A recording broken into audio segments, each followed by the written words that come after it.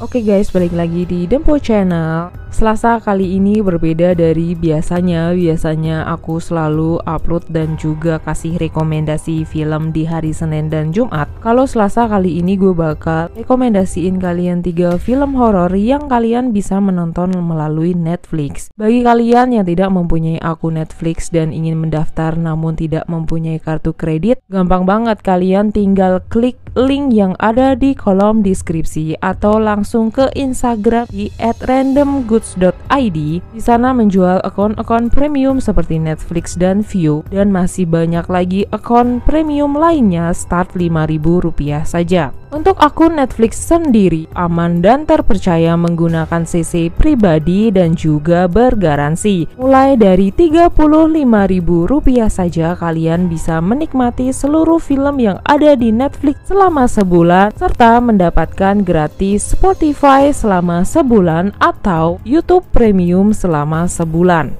Oke, jadi ini dia 3 film yang bakal gue rekomendasiin ke kalian yang kalian bisa tonton melalui Netflix. Yang pertama film horor yang berjudul Carrie, yang kedua film yang berjudul The Unborn, yang ketiga film yang berjudul The Exorcism of Emily Rose. Yang pertama gue bakal bacain alur dari film yang berjudul Carrie. Film ini dirilis pada Oktober 2013. Film ini bercerita Margaret White, seorang fanatik agama yang terganggu, duduk sendirian di rumahnya di atas tempat tidurnya dan melahirkan seorang bayi perempuan. Dia bermaksud untuk membunuh bayi itu tetapi berubah pikiran. Bertahun-tahun kemudian putrinya Carrie, seorang gadis pemalu dan tidak tegas, mendekati kelulusannya dari sekolah menengah Ewan di Maine. Saat mandi seusai gym di sekolah, Carrie mengalami menstruasi pertamanya. Tidak pernah diajari untuk mempersiapkan ini, dia yakin dia berdarah sampai mati dan kehabisan kamar mandi berteriak minta tolong. Gadis-gadis lain mengejeknya dengan melemparkan tampon dan pembalut padanya. Penindasan lama Christine atau Chris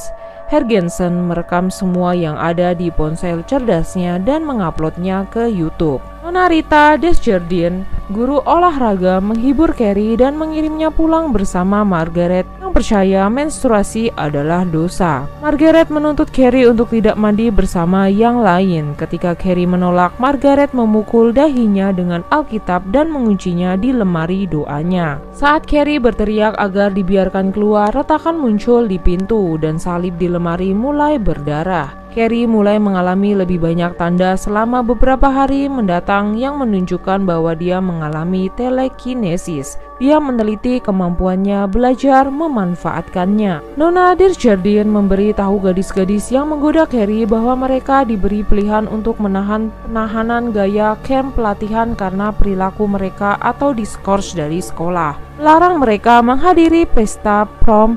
Chris adalah satu-satunya yang menolak untuk mengambil bagian dalam penahanan dan diskors dari sekolah setelah menyangkal tuduhan tersebut dan menolak untuk melepaskan smartphone-nya. Sue Snell menyesali perannya dalam insiden itu. Untuk menebus kesalahannya, dia meminta pacarnya Tommy Rose untuk membawa Carrie ke pesta prom. Carrie menerima undangan Tommy dan membuat gaun prom di rumah. Ibunya Margaret melarang Carrie hadir, meminta ibunya untuk mengalah. Carrie memanifestasikan telekinesasinya.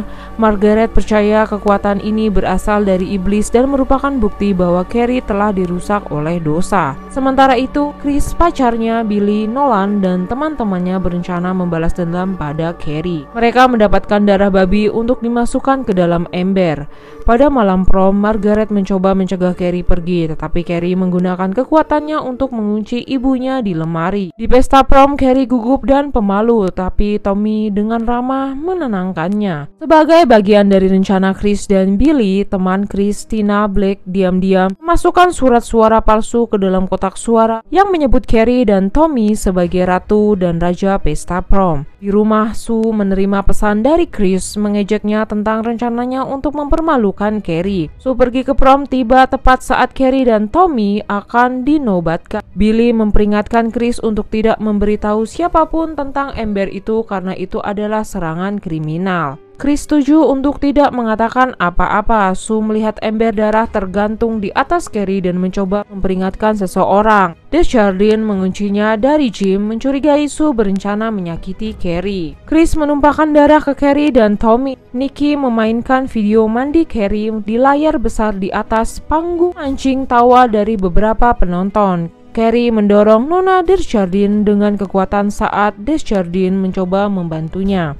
Ember itu jatuh ke kepala Tommy, membunuhnya. Marah, Carrie membalas dendam dan menggunakan telekinesisnya untuk membunuh hampir semua siswa dan staf, tapi tidak menghiraukan Desjardins. Kabel listrik menyatu dengan air yang bocor dan kebakaran terjadi. Saat sekolah terbakar habis, Carrie pergi meninggalkan jejak kehancuran. Chris dan Billy berusaha untuk pergi, tetapi Carrie menabrakkan mobilnya dan membunuh Billy. Chris mencoba untuk menabrak Carrie, tetapi Carrie mengangkat mobil dan melemparkan ke pompa bensin, membunuhnya. Carrie menjatuhkan tiang listrik, membuat mobil meledak dan terbakar. Carrie tiba di rumah dan mandi dan mengganti baju tidur sesudahnya. Carrie sambil menangis memberitahu Margaret tentang lelucon itu. Carrie dan Margaret berpelukan dan Margaret menceritakan konsepsi Carrie. Setelah berbagi ranjang secara platonis dengan suaminya, mereka menyerah pada godaan pada suatu malam dan setelah berdoa memohon kekuatan, ayah Carrie membawa Margaret yang menikmati pengalaman itu. Setelah berbicara, Margaret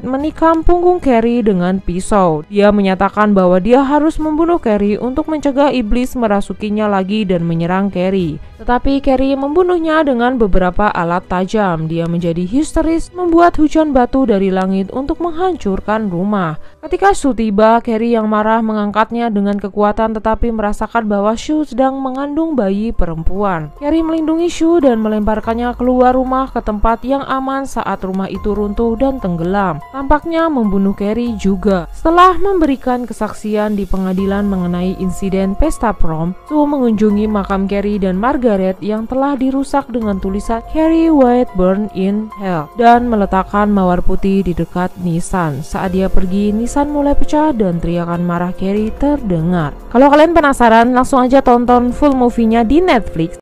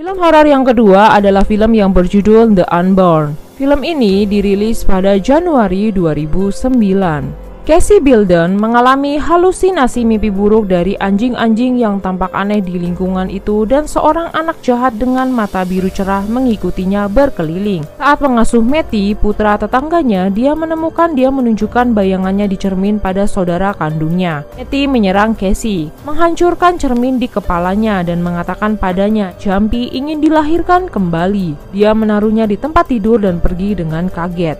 Teman Casey, Romy, memberitahu dia tentang takhayul bahwa bayi yang baru lahir tidak boleh melihat pantulan mereka di cermin setidaknya selama setahun, karena jika tidak mereka akan segera mati. Mata Casey mulai berubah warna. Seorang dokter bertanya apakah dia mempunyai saudara kembar dan menjelaskan perubahannya sebagai chimeris tetragrammatic dan heterochronia, dan itu sepenuhnya normal. Bayi tetangga meninggal mendukung takhayul. Ayah Casey mengakui bahwa dia memiliki saudara kembar bertahun-tahun yang lalu yang meninggal saat dia dalam rahim ketika tali pusarnya mencekiknya, dan yang dia dan ibu Casey, Janet, juluki Jumpy. Dia mulai curiga bahwa roh menghantuinya dan ini adalah roh dari saudara kembarnya yang belum lahir, ingin dilahirkan agar dapat memasuki dunia kehidupan sebagai kejahatan. Casey bersama Sofia Cosma yang kemudian dia ketahui adalah neneknya. Sophie menjelaskan bahwa sebagai seorang anak ia memiliki saudara kembar Barto yang meninggal dalam eksperimen Nazi yang dilakukan oleh Dr. Joseph di Auschwitz selama Perang Dunia Kedua. Sebuah dibak menghidupkan kembali saudara itu untuk digunakan sebagai pintu gerbang menuju dunia kehidupan. Cosma membunuh saudara kembarnya untuk menghentikan roh tersebut. Dan sekarang roh itu menghantui keluarganya untuk membalas dendam. Itulah sebabnya ibu Casey menjadi gila dan bunuh diri. Cosma memberi Casey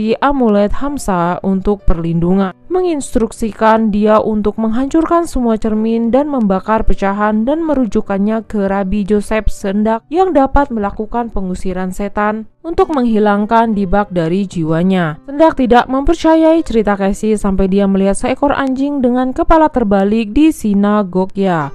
Daybak membunuh Cosma, lalu Romy segera setelahnya. Casey dan pacarnya Mark sama-sama melihat semangat setelah membunuh Romy dan menyadari bahwa itu semakin kuat. Sendak Mark, pendeta Episkopal Arthur Weidem, dan sukarelawan lainnya memulai pengusiran setan, tetapi Daybak menyerang mereka dan beberapa terluka atau terbunuh. Roh itu setelah merasuki pastor mengejar Casey dan Mark. Mark mengetuk Weidem pingsan tetapi dirasuki. Casey menusuk bagian leher dengan jimat. Sendak tiba dan dia dan Casey menyelesaikan eksorsim. Ritual menarik Daybak keluar dari dunia manusia, tetapi Mark jatuh dan mati selama perpisahan. Casey berduga atas pacarnya tetapi bertanya-tanya mengapa Daybak tiba-tiba menjadi aktif dalam hidupnya sekarang dan mengapa Daybak tidak menyerang lebih awal. Dia mengambil tes kehamilan dan mengetahui bahwa dia mengandung anak kembar Mark. Kalau kalian penasaran dengan full movie-nya, langsung tonton filmnya melalui Netflix.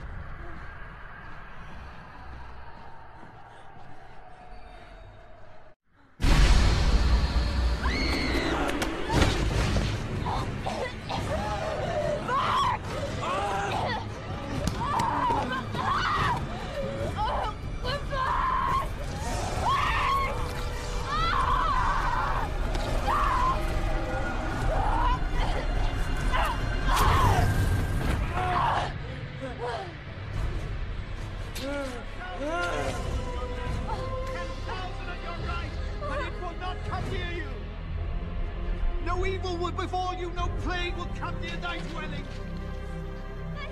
For he will command his angels in your behalf to guide you in all your ways, that you will lift the stone, you will tread upon the lion and the cobra, and you will trample the great lion and the dragon. Because he loves me, says the Lord. I will call upon him, and I will be with him in trouble, and I will deliver him and honor him.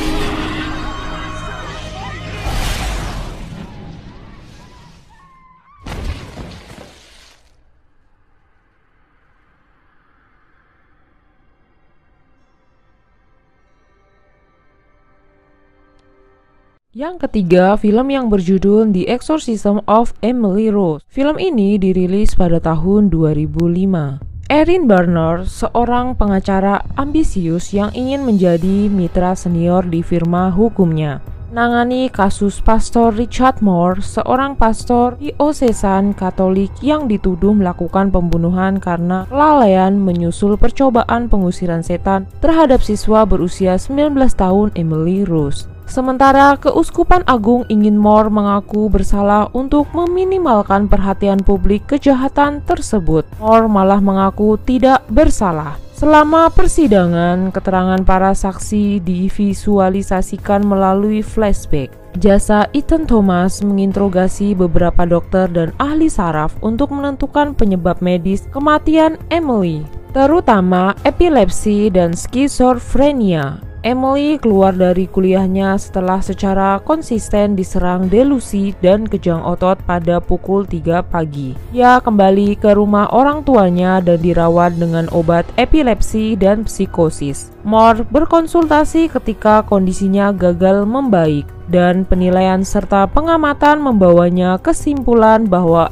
Emily sedang dirasuki setan. Dengan persetujuan orang tua Emily, Moore menjadikan Emily eksorsisme yang akhirnya gagal. Moore menduga bahwa pengobatan Emily adalah penyebab pengusiran yang gagal karena melumpuhkan aktivitas otak Emily dan menjauhkan iblis dari jangkauan. Moore ingin menceritakan kisah Emily, memberikan kesaksiannya ketika dia dipanggil ke kursi saksi. Brunner mulai mengalami fenomena supranatural di rumah, bangun pada jam 3 pagi karena bau bahan yang terbakar. Moore memperingatkan dia bahwa dia mungkin menjadi target setan. Mengungkapkan dia juga telah mengalami fenomena serupa pada malam dia sedang mempersiapkan pengusiran setan. Brunner mendukung Moore dengan memanggil antropolog Sadira Edeni untuk bersaksi tentang kepercayaan seputar kepemilikan spiritual dari berbagai budaya.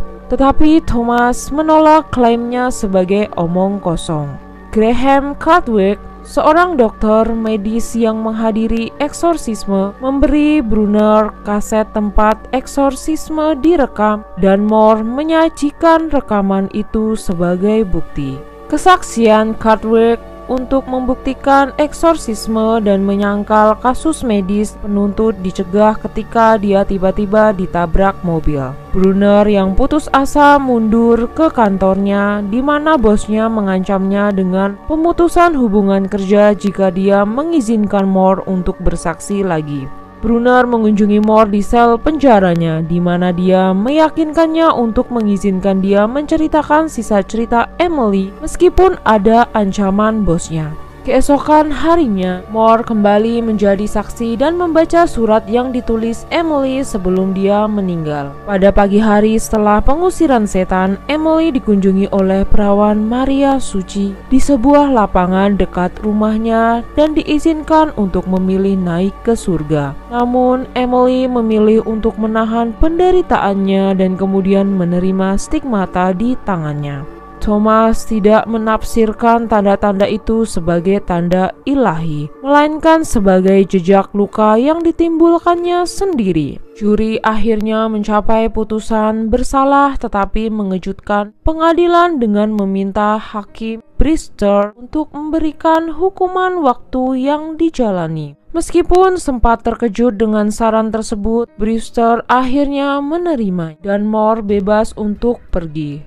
Brunner ditawari kemitraan di perusahaannya tetapi menolak. Kemudian Moore dan Brunner mengunjungi makam Emily dan Moore menyatakan bahwa akan tiba waktunya di mana Emily akan dinyatakan sebagai orang suci. Kalau kalian penasaran dengan filmnya, langsung tonton full movie-nya melalui Netflix. Untuk bergabung dengan Netflix yang murah, anti on hold, kalian langsung aja klik link atau langsung ke Instagram di @randomgoods.id atau link yang ada di kolom deskripsi. Untuk mendaftar Netflix hanya dengan Rp35.000 saja, kalian bisa menikmati seluruh film yang ada di Netflix anti on hold dan juga aman, terpercaya, dan bergaransi tentunya. Oke guys, jadi ini dia 3 rekomendasi film Netflix di hari Selasa kali ini. Thank you for watching. Jangan lupa di subscribe, like, comment, and share. Sampai bertemu di Jumat depan rekomendasi film horor lainnya. Bye-bye.